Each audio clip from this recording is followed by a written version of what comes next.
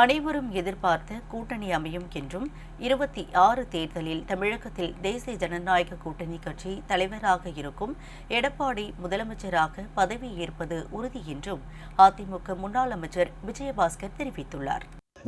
இந்தியாவுடைய வேடம் போட்டு மேடைகளை இருந்து இறங்கி நடக்கின்ற பொழுது பெண்கள் எல்லாம் ஆர்ப்பரித்து எழுகிறார்கள் என்று சொன்னால் அதுதான் எம்ஜிஆர் அவர்கள் போட்ட விதை.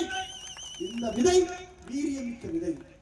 இந்த விதை ஏதோ ஒரு பாறையிலே போட்ட விதை அல்ல, சுருங்கி போவதற்கு, கடலிலே விழுந்த விதை அல்ல, கலங்கி போவதற்கு. இது இந்த மண்ணிலே விதைத்த விதை ஓங்கி எழுந்த ஆலமரமாக இருந்து 26 அதிமுக ஆட்சியை எடப்பாடியார் தலைமையில் எழுதி பாருங்க.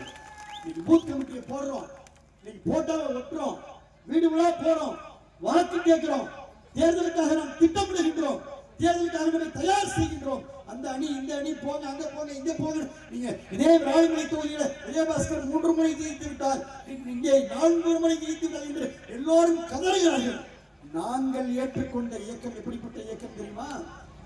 அமெரிக்காவுடைய புரூக்ளின் மருத்துவமனைகளை படுத்தே கொண்டு வாக்கு கேட்க போகாமல், நாமினேஷனுக்கு போகாம, ஓட்டு கேட்க போகாம, தெரு தெருவா போகாம, வீடு வீடா போகாம, தமிழ்நாட்டில் எந்த ஒரு ஊர்லையும் கொடி கட்டி மைக் போட்டு பேசாம அமெரிக்காவுடைய புரூக்ளின் மருத்துவமனையில படுத்துக் கொண்டு 200 தொகுதியில் வெற்றி பெற்ற தலைவன் வழிவந்த இயக்கம் அதிமுக இயக்கம்.